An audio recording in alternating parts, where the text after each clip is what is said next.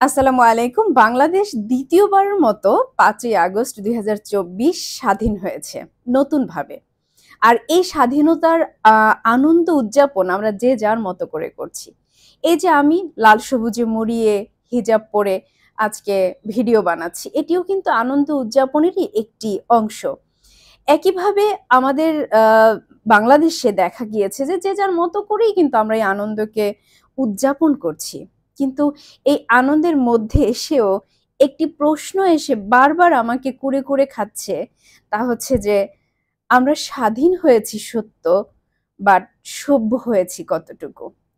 স্বাধীনতা উদযাপন, আনন্দ উদযাপন এটার মানেই অসভ্যতামি, এটা কিন্তু আসলে মোটেই কাম্য নয়। কেন বললাম এই কথাগুলো? যে আমরা দেখেছি না গতকালকে গণভবনে যারাই হচ্ছে প্রবেশ করেছে, খুবই আনন্দের সাথে সবাই হৈ, হৈ করে গণভবনে প্রবেশ করেছে। তারপরে সেখান থেকে যে দৃশ্যগুলো আমরা দেখেছি যে গণভবনের জিনিসপত্রগুলোকে যেভাবে লুট করা হয়েছে, সেটা আসলে কতটা শোভনীয় বা কতটুকু কাম্য ছিল। হ্যাঁ, আনন্দ উদযাপনের অনেকগুলো অপশন থাকতে পারে। যেমন আমারও অনেক ভালো লেগেছে যারা গণভবনের ভেতরে নেমে সুইমিং পুলে গোসল করেছে, তারপরে মাছ ধরেছে, মুরগি, হাঁস এগুলো নিয়ে খুব আনন্দ উদযাপন করেছে, নিয়ে এসেছে।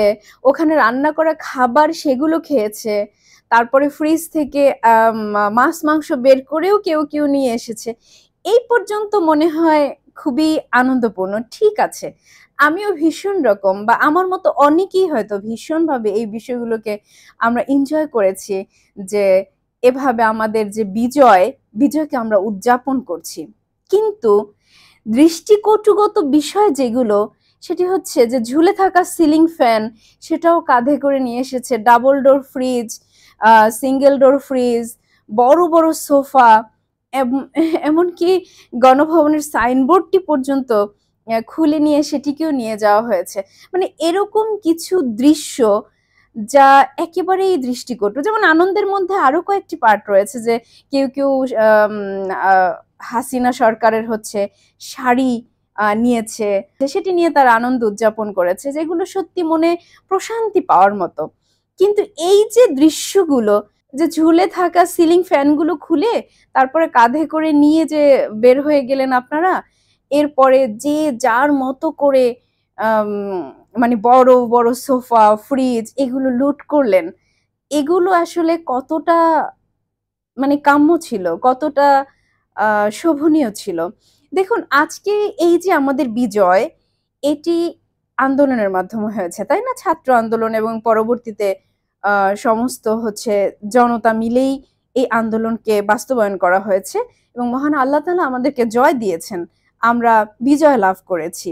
যেমন আমাদের ওই আন্দোলনের চিত্রগুলো, ভিডিও ফুটেজগুলো এগুলো যেমন আন্তর্জাতিকভাবে বিভিন্ন সোশ্যাল প্ল্যাটফর্মে ভেসে বেরিয়েছে, ঠিক আ আমরা তখন কিন্তু প্রশংসা কুড়িয়েছি। আমরা আন্তর্জাতিক আ ভাবে আমরা অনেক বেশি সাপোর্ট পেয়েছি। আমরা অনেক প্রশংসা পেয়েছি। অনেক কিছু পেয়েছি। আমাদের অ্যাচিভমেন্ট কিন্তু এই আন্দোলনকে ঘিরে অনেক কিছু। কিন্তু একবারও কি আমরা ভাবিনি যে এই যে ডাবল ডোর ফ্রিজ, বড়, বড় সোফা এভাবে লুট করে যা পেয়েছি তাই লুট করে নিয়ে যে বের হয়ে যাচ্ছি, এই ভিডিওগুলো একটা সময় আন্তর্জাতিক অঙ্গনে ভেসে বেড়াবে। তো তখন আমাদের ভাবমূর্তিটা কোথায় দাঁড়াবে? আমাদের এই যে ব্যক্তিত্ব, আমাদের আন্দোলনের কিন্তু একটা আলাদা একটা স্ট্যাটাস ছিল। আমরা সভ্য ছিলাম। আমাদের উপরে অত্যাচার করা হয়েছে। আমরা অত্যাচার সহ্য করেছি। প্রতিবাদ গড়ে তোলার চেষ্টা করেছি।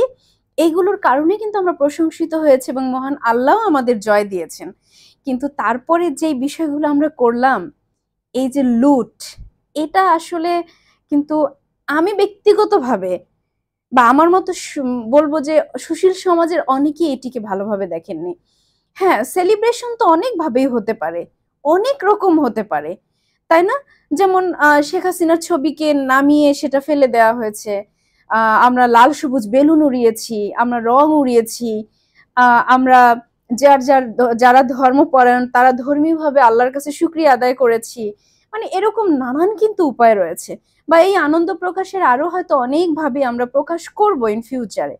কিন্তু এই একদিনে যে দৃশ্য আমরা দেখলাম, যে কতটা দৃষ্টিকটু ছিল, কতটা আমাদের নিচু মন মানসিকতার পরিচয় আমরা দিয়েছি, সেটা আসলে আর বলার অপেক্ষা রাখে না। আমি জানি আমার সাথে অনেকেই হয়তো বিরোধিতা করবেন যে এটা আপনি বুঝবেন না, এই এটা হয়, এরকম হয়। যে যত কথাই বলি না কেন, যে যুক্তিতেই বলি না কেন ভাই, এই ব্যাপারটা মনে হয় একটু বাড়াবাড়ি করে ফেলেছি আমরা। আমাদের এতটা উচিত হয়নি। একটা আপুকে দেখেছি, আমার ভীষণ ভালো লেগেছে। একটা আপুকে দেখেছি, সে একটা ডায়েরি নিয়ে এসছে এখানে স্মৃতি হিসেবে। এক ভাইয়া বলছিলেন একটি ঘড়ি নিয়ে এসে যে হ্যাঁ, আমাদের স্বাধীন হওয়ার যে দিনটি, এটিকে স্মরণীয় করে রাখার জন্যই আমরা গণভবনের এই ঘড়িটি নিয়ে এসেছি। এগুলো কিন্তু সত্যি মনে প্রশান্তি পাওয়ার মতো, ভালো লাগার মতো, অ্যাপ্রিসিয়েট করার মতো। কিন্তু বাকি যে কাজগুলো করেছেন, এগুলো আসলে ঠিক হয়নি। এগুলো আমাদের ব্যক্তিত্বকে আমরা ছোট করেছি, আমাদের আন্দোলনের যে সৌন্দর্য ছিল সেটিকে আমরা ম্লান করেছি, আমাদের স্ট্যাটাসকে আমরা অনেকটা নামিয়ে দিয়েছি। আমরা যে শিক্ষিত তরুণ সমাজ, আমরা আজকে এই যুদ্ধ করে জয়লাভ করলাম, সেই শিক্ষার জায়গায় মনে হয় কিছুটা প্রশ্নবিদ্ধ। কারণ হচ্ছে যে এইভাবে লুটতরাজ, মানে আমার খুবই দৃষ্টিকটু লেগেছে এগুলো। যা অনেকেই, আশা করি আপনারা বুঝতে পেরেছেন যে আমি কোন জায়গাটি নিয়ে কথা বলতে চেয়েছি।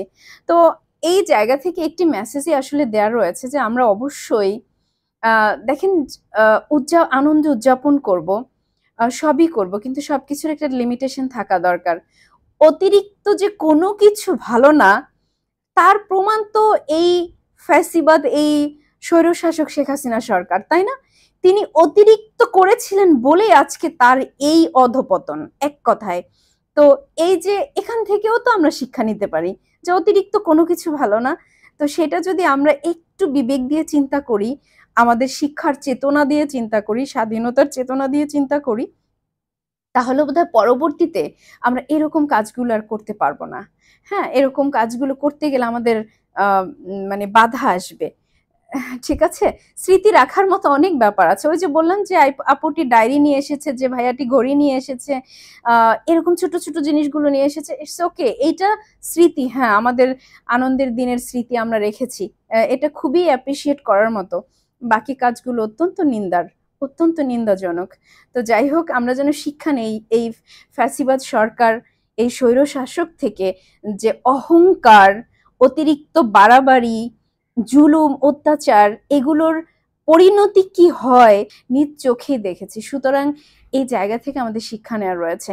পরবর্তীতে আমাদের জীবনে যাই আসুক এরকম যে কোনো ঘটনা, আমরা যেন এভাবে বাড়াবাড়ি না করি, বরং আমাদের মর্যাদা, সম্মান, শিক্ষাবোধ, এটাকে যেন আমরা অক্ষুণ্ণ রেখে তারপরে আনন্দ উদযাপন করি।